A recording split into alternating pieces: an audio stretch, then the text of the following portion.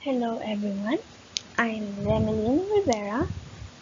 I'm with Emel Joshua Yambao and Kim Harold de Guzman, as today we are discussing a brief summary of the book of Philippine history. So let's proceed to the cover.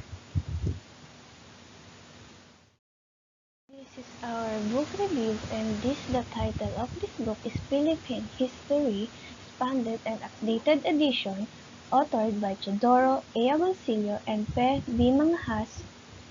This book was published on 2010 by the CNE Publishing Incorporated. So let's proceed to the next page. Teodoro A. Agoncillo. Dr. Teodoro Agoncillo had been a major influence in Philippine historiography, which reflects the Filipino point of view from its beginning, when it was largely unpopular, to the present, when it is now integral with Filipino writing history.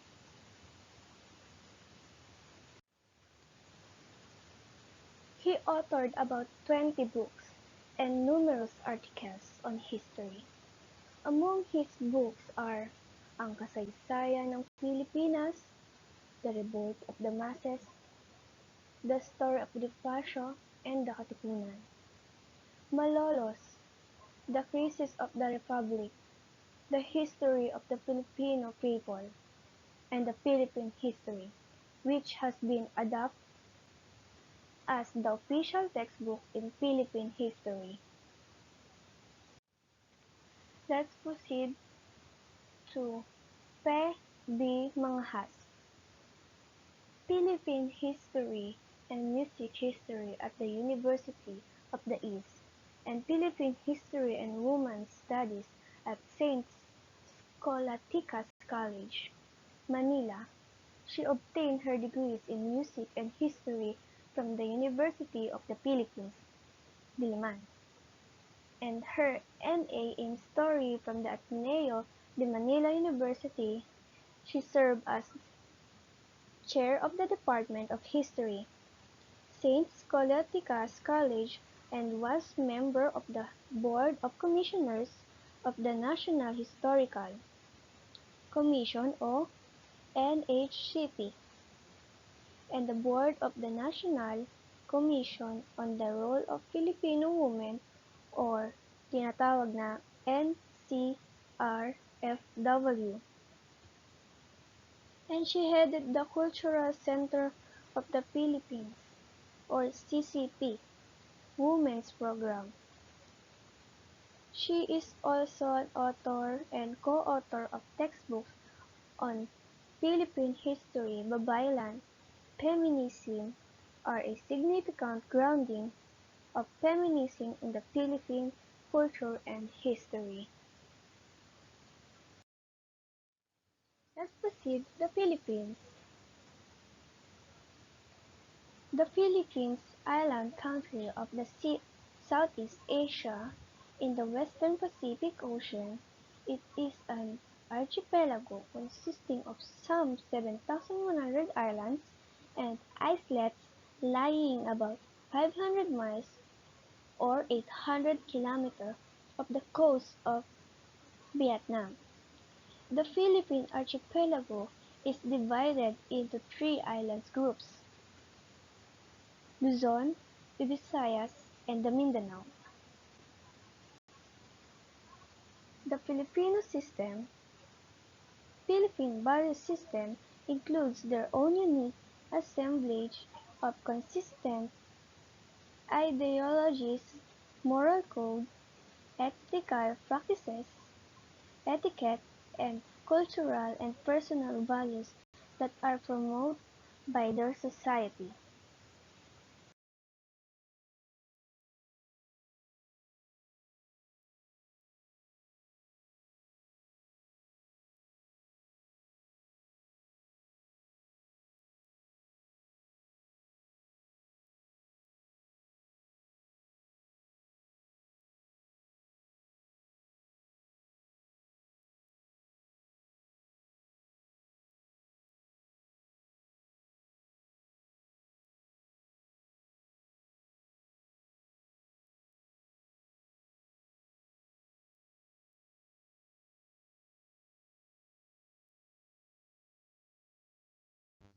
The Philippines in ancient times, 200,000 BC to 1300 AD. Let's proceed to the early settlers. The early settlers of the Philippines are Etas or Negritos who arrived in the country, according to H. Oatley Beer, between 12,000 to 15,000 years ago. The early settlers' archaeological evidence suggests that the Philippines may have been inhabited many thousands of years before then, but that can be stated with certainty. The oldest human fossil found so far is 22,000 years old. Little is known of the early human settlement of the Philippines. Scientific evidence remains inconclusive. There is much written on the Austronesian peoples of the Southeast Asia area and their descendants. These people were a seafaring people who traveled to distant parts of the world during this period of history.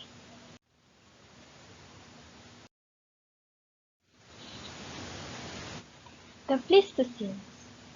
Let's talk about what is Pleistocene. The Pleistocene is the geological epoch that lasts from about 2,580,000 to 11,700 years ago, spanning the world's most recent period of repeated glaciations. The end of the Pleistocene corresponds with the end of last glacial period and also with the end of Paleolithic age used in archaeology. And also, it is generally accepted that the first significant human settlement occurred sometime during the most recent ice age at the time. 300,000 years ago, sea levels were lower, creating land bridges that connected the Southeast Asian mainland to some of the present-day islands of the Malay Archipelago, south of the Philippines island. Paleolithic hunters from the mainland are said to have followed herds of wild animals across this land bridge, later finding their way animals to the Philippines islands are Eta and Agta tribes.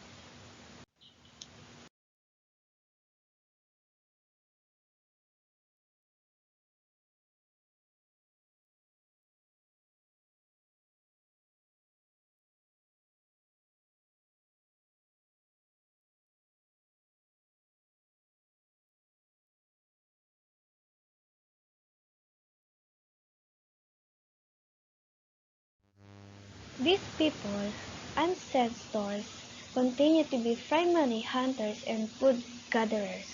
What is ancestor?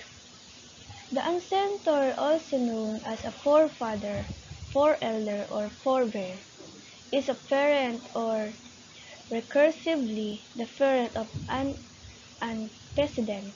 Example: grandparent, great-grandparent, great-great-grandparent, and so forth. Ancestor is any person from whom one is descendant in law the person from whom an estate has been inherited. And they are one of the world's few remaining population of pygmies, who are characterized by a shorter than average height. The Spanish colonists of the 16th century called them negritos, a term that is still widely used today about 3000 BC. People of Malay and Indonesian descent who now make up the majority of the population are believed to have settled in Philippines in several waves of migration after the 3rd century BC.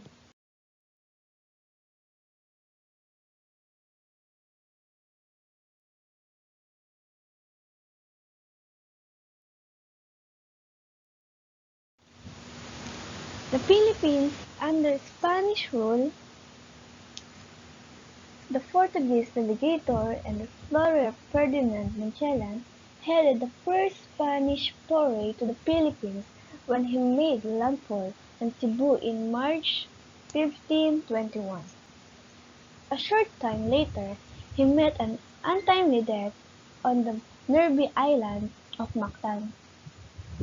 After King Philip II, for whom the islands are named, had dispatched three further expeditions that ended in disaster. He sent out Miguel de Legazpi, who established the first permanent Spanish settlement in Cebu in 1565. The Spanish city of Manila was founded in 1571, year of 1571, and by the end of the 16th century, most of the coastal and lowland areas from Luzon to northern Mindanao are under Spanish control. Friars merged with the soldiers and soon accomplished the nominal conversion to Roman Catholicism of all the local people under Spanish administration. But the Muslims of Mindanao and Sulu, whom the Spanish called Moros, were never completely subdued by Spain.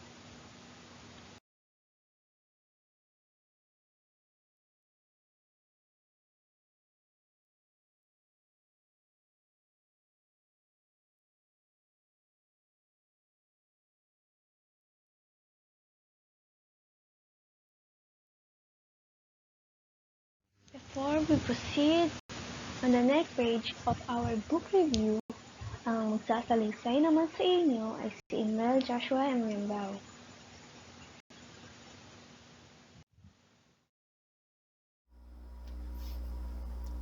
Cultural changes in 1600s to 1800s. So, tatalakayin natin kung ano nga ba ang nangyari noong mga panahon na yan. So, let's start. The power of the church derived not simply from wealth and official status. The priests and friars had a command of local languages rare among the lay Spanish. And in the province, they outnumbered civil officials. So, noong mga panahon daw na yon, yung mga makapangyarihan lang at mga nakakatanggap ng mga status, social status, is yung mga priests and friars. Sila yung mga nagko-command sa bawat Spanish nung panahon na pag-colonize sa Pilipinas. Thus, they were invaluable source of information to a colonial government. So, ang sabi dun, wala daw silang masyadong source sa pag-colonize dito sa atin. And the cultural goal of the Spanish was nothing less than full Christianization and Hispanization. So, yung mga goal lang daw talaga ng mga Spaniards, kaya nila gustong sakupin yung Pilipinas in that time, ay gusto lang nilang magpalaganap ng Kristyanismo. Gusto nilang i-introduce yun sa buong Pilipinas. In the first decade of missionary work, local religions were vigorously suppressed. Old practices were not tolerated. But as a Christian laity grew in numbers, and the seal of the clergy won, it became increasingly difficult to prevent the preservation of Asian beliefs and custom under Roman Catholic garb. So, nung mga panahon daw, mahirap i-preserve yung Roman Catholic dahil sinasako pa sila ng Spaniards. Dahil nahihirapan mga Spaniards na ipalaganap ang Kristyanismo or yung Roman Catholic dahil nga yung Pilipinas ayaw magpasakop. And even in the area of the religion, free Spanish-Filipino culture was not entirely destroyed. So, nung mga panahon na sinakop nila yung Pilipinas, hindi pa rin nagpatalo yung mga Pilipinos. Siyempre, lumaban pa rin sila. Kasi nga, ayaw natin magpasakop sa sarili nating bansa. And agricultural technology changes very slowly until the late 18th century, as a shifting cultivation gradually gave way to more intensive sedentary farming, partly under the guidance of the friars. So nung, nung nasakop ng mga Spaniards yung bansang Pilipinas, yung bansa natin, unti-unti na nagbago yung agriculture nating mga Pilipino dahil nga nag-introduce ng iba't ibang mga technology yung mga Spaniards para mapadali yung pag-farming natin, yung kultura ba natin maiba. And the socio-economic consequences of the Spanish policies that occupy this shift reinforce class difference that datus and other representatives of the old noble class took advantage of the introduction of the Western concept of absolute ownership of the land to claim as their own fields cultivated by their various retainers, even though traditional land rights had been limited to a suprac. So, ang sabi daw doon, kahit daw na sinakop tayo ng mga Spaniards, nagkaroon pa rin tayo ng mga sarili nating mga ari-arian ng mga panahon na yon dahil dinistribute yon ng mga datus, yung mga representative datus ng bawat isla ng Pilipinas. So, dumako naman tayo sa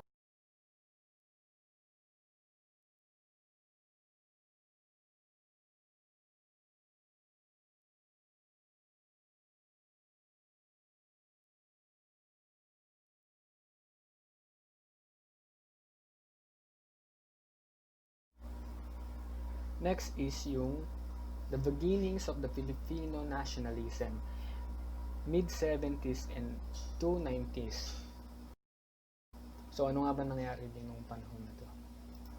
So, the rise of the Filipino middle class. As exports in agriculture increase, inquilinos or the tenants in the haciendas and their families began to accumulate wealth. So, yung mga panahon daw nito, yung mga may-ari ng mga haciendas, sila yung mga tinuturing na mga middle class, sila yung mga mayayaman, sila yung tinatawag na may mga kaya ng mga panahon na yun. As members of the middle class, they were able to send their children to colleges and university in Manila, and even to Europe. Hence, the wealthy and highly educated Filipinos called ilustrados.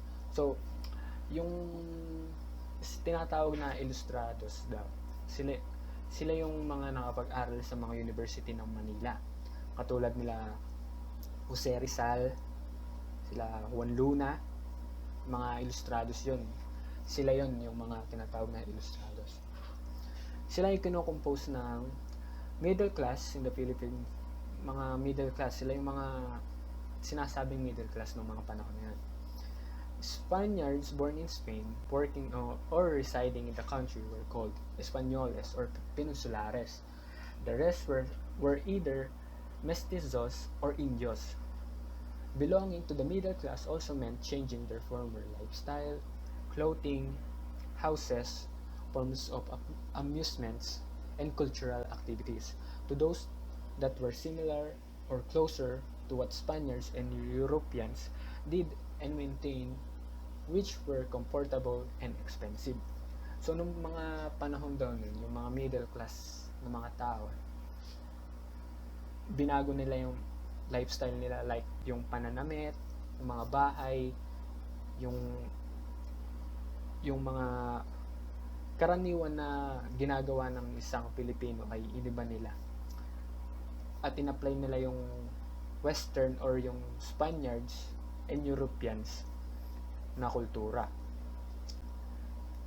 And the first event was the Tagalog publication of Florante at Laura in 1838 by Francisco Baltasar or Balagtas. So, nung 1838, ginawa or kinompose ni Francisco Balagtas ang Florante at Laura. The Revolt by Apolinario de la Cruz of Hermano Pule in Tayabas, or now called Quezon Province, in 1841. The Spanish authorities were alarmed by its pure Indio membership under the guide of a Comprodia, whose aim was to revive the Asian Katolanan teachings within the Catholic Church. Hermano Pule had become so popular that the Tagalog in the region called him King of the Tagalogs. So, nung time daw na nun, sa sobrang sikat ni Hermano, isa siyang tinaguriang King of the Tagalogs ng mga Tagalog ng mga tao. And next, dumako naman tayo dito sa edukasyon ng mga Pilipino ng mga panahon ngayon. The Spaniards in the Philippines founded many colleges for men and women, but this college and university were exclusive for the Spaniards and the Spanish mestizos. So, nung panahon daw nung nasakop na yung Pilipinas ng Spaniards, gumawa sila ng mga kolehiyo or colleges. Ito, dagdag kaalaman. Yung mga only boys, kumbaga, or yung mga college na puro lalaki lang ang pumapasok, ang tawag sa kanila ay kolehiyos. At sa mga babae naman ay baeteños. Hindi ko alam yung exact word kasi kaka-research ko lang kasi. Pero yun ang dagdag kaalaman lang. This included San Juan de Letran, San Jose, San Felipe, and others. The schools for women included the College of San Potenciana, Santa Isabel College, the Santa Rosa College, among the others. It was not until the second half of the 19th century that this college, including the University of Santo Tomas, admitted natives. So, nung panahon daw nun, pinayagan nila yung mga natives na makapasok sa mga universidad dito sa Manila. As a result, a good member of those children become lawyers, physicians, pharmacists, teachers, land surveyors, and merchants. The Spaniards feared it was the Ilustrados who later asked embarrassing questions about Spanish misdeeds, incompetence, inefficiency, greed, and corruption. So, that time, yung mga Spaniards natatakot sila sa mga Ilustrados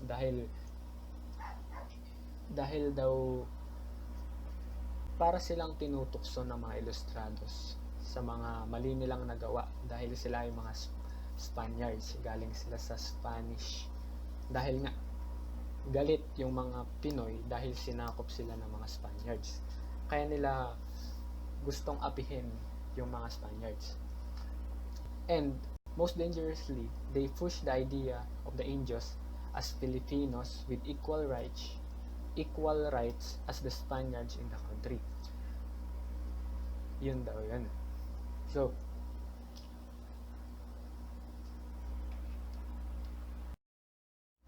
next is Revolution of 1896. Maraming nangyari dito sa revolusyon. So, ito isa. The Filipino independence struggle that after more than 300 years of Spanish colonial rule exposed the weakness of Spanish administration but failed to evict Spaniards from the islands. The Spanish-American War brought Spain's rule in the Philippines to a close in 1898, but precipitated the Philippine-American War, a bloody war between Filipino revolutionaries and the U.S. Army. So, nung panahon daw na to, nung Revolution of 1896, halos napabaksak na nila yung mga Spaniards na mga sumakop sa atin. At At para bang natalo na nila yung mga sumakop sa atin ng mga Spaniards. So, pagtapos naman na sakupin tayo ng Spaniards, ay dumadating itong mga Amerikano. At dito na nagsimula ang Philippine-American War. Dito dito sa Philippine-American War, yung time na to, si Emilio Aguinaldo ang presidente, ang kauna-unahang presidente ng Pilipinas ay ay sumabak sa gera kasama sila Antonio Luna, sila Goyo, si Goyo, si yung batang General del Pilar, yun, si Goyo. So, di, hindi ko pa pwede kasing i-explain dito kung ano talaga ang nangyari sa Philippine-American War dahil sa next topic pa yon, sa kay Kim Harold pa yon. So, let's continue. Membership grew to an estimated 100,000 by August 1896 when the Spaniards discovered its existence. Bonifacio immediately issued a call for armed rebellion. So, ano nga ba yung binubuo ni Bonifacio dito na tinatawag na armed rebellion? So, ito na nga yung sinasabi nila na ng mga katipunero, mga nagrevolusyon nung time na to, nung 1896. 'Di ba? Hindi lang 5,000, hindi lang 10,000, kundi 100,000 ang nahakot na miyembro ni Bonifacio para labanan yung mga sumakop sa atin. So, at nung time na yun, kaya yun nabuo dahil yung mga Spaniards, inaresto nila si Rizal, who had advocated reform but never condoned the revolution. Dinakop nila si Rizal kahit hindi siya kasapi ng revolusyon. At nung Rizal's public execution on December 30, 1896, malaki yung tawag dun, yung naidulot nun ng pagkamatay ni Rizal. Malaking revolusyon talaga, kaya sumiklab yung labanan nila nung time na yan. So, yung mga Pinoy nun sobrang galit na galit dahil pinapatay nila si Rizal. Kaya si Rizal yung ating pambansang bayani. At yung mga Pilipinos ay nagsanib-sanib pwersa para patalsikin yung mga Spaniards na yan, mga nagpapatay kay Rizal. So, yun na yung topic ko. So, next is yung Philippine-American War na di-discuss ni Kim Harold. So, thank you.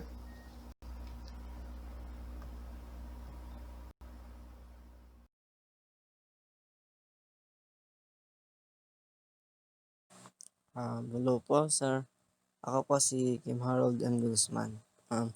I will discuss the topic of the Philippine-American War, the Third Republic, and the martial law.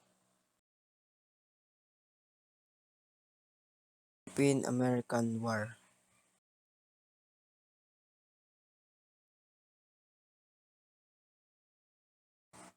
The Philippine-American War was an armed conflict fought from February 4, 1899 to July 2, 1902 between forces of the United States and Filipino revolutionaries led by President Emilio Aguinaldo, while the United States viewed the conflict as an insurrection standing in the way of extending its manifest destiny influence across the Pacific Ocean. Filipinos saw it as a continuation of their decades-long fight for independence from foreign rule. More than 4,200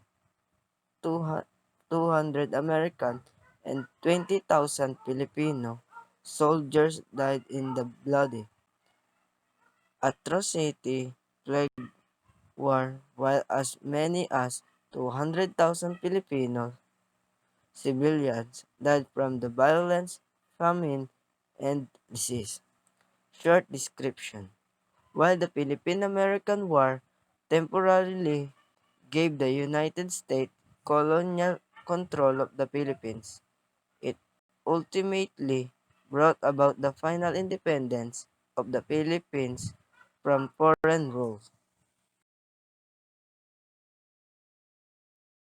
Cause of war. Since 1896, the Philippines had been struggling to gain its independence from Spain in the Philippine Revolution in 1898.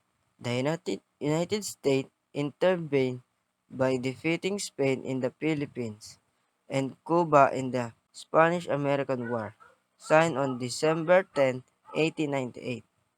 The Treaty of Paris ended the Spanish-American War and allowed the United States to purchase the Philippines from Spain for $20 million.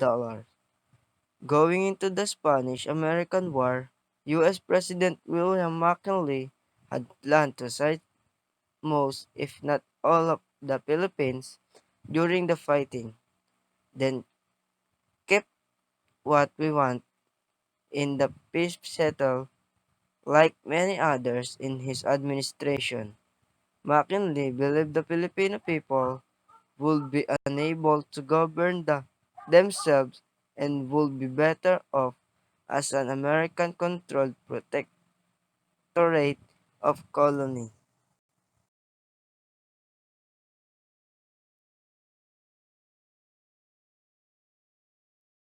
After the Spanish-American War, while the American public, the politicians debated the annexation question, Filipino revolutionaries under Aguinaldo seized control of most of the Philippines main island of Luzon and proclaimed the establishment of the independent Philippine Republic.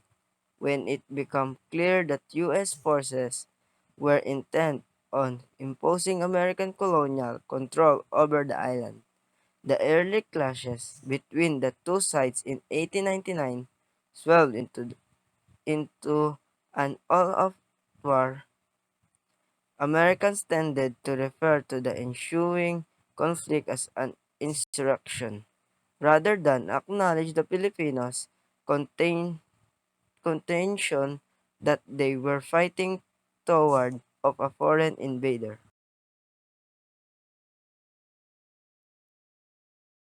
There were two phases to the Philippine-American War. The first phase, from February to November of 1899, was dominated by Aguinaldo's fated attempt to fight a conversional war against the better trained and equipment American troops.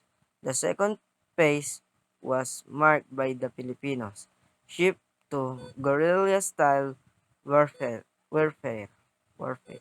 It began November of 1899, lasted through the capture of Aguinaldo in 1901 and into the spring of 1902, by which time most organized Filipino resistance had dissipated.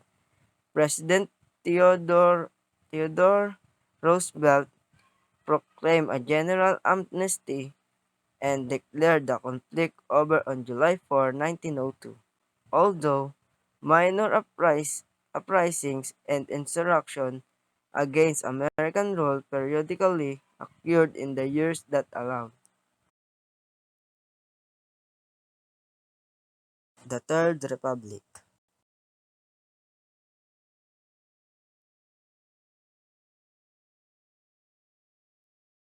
The Third Republic of the Philippines was inaugurated on July 4, 1946. It marked the culmination of the peaceful campaign for Philippine independence, the two landmarks of which were the enactment of the Jonas Law in 1916, in which the U.S. Congress pledged independence for the Philippines once Filipino have proven their probability for self-government, and the Philippine Independence Act of 1934, popularly known as Tidings MacDuffel, which put in the place a 10-year transition period during which the Philippines had Commonwealth status. The Third Republic also marked the recognition by the global community of nations of the nationhood of the Philippines, a process that began when the Commonwealth of the Philippines joined the anti-Axis alliance known as the United Nations on June 14, 1942, receiving recognition as an allied nation even before independence. Thus, the inauguration of the Third Republic marked the fulfillment of the long struggle for independence that began with the Philippine Revolution on August 23, 1896. Recent scholarship suggests on August 24, and which was formalized on June 12, 1898, with the proclamation of Philippine independence at Kawit, Cavite. From 1946 to 1961, Independence Day was celebrated on July 4. On May 12, 1962, President Diosdado Macapagal issued Proclamation Number 28, 1962, which declared June 12 as Independence Day in 1946. Congress passed Republic Act Number 4166, which formally designated June 12 of every year as the date on which we celebrate Philippine independence. July 4 turn has been observed as Republic Day since then.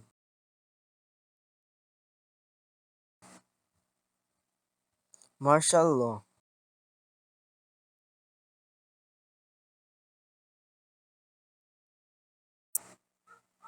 September 1972, Marcos declared martial law, claiming that it was the last defense against the rising disorder caused by increasingly violent student demonstration. The allied threats of communist insurgency by the new Communist Party of the Philippines (CPP) and the Muslim separatist movement of the Moro National Liberation Front or MNLF.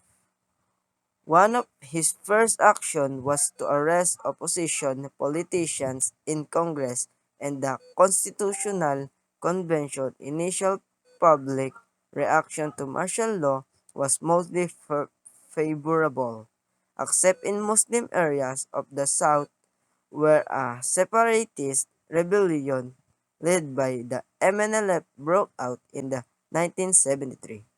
Despite half-hearted attempts to negotiate a ceasefire, the rebellion continued to claim thousands of military and civilian results. Communist insurgency expanded with the creation of the National Democratic Front or NDF, an organization embracing the CPP and the other communist groups. Under the martial law, the regime was able to reduce violence, urban crime, collect unregistered firearms, and suppress communist insurgency in some areas. At the same time, areas of important new concessions were given to foreign investors, including a prohibition on strikes by organized labor, and the land reform program was launched in January 1973. Marcos proclaimed the ratification of a new constitution based on the parliamentary system with himself as both president and prime minister. He did not, however, convene the interim, interim legislature that was called for that document.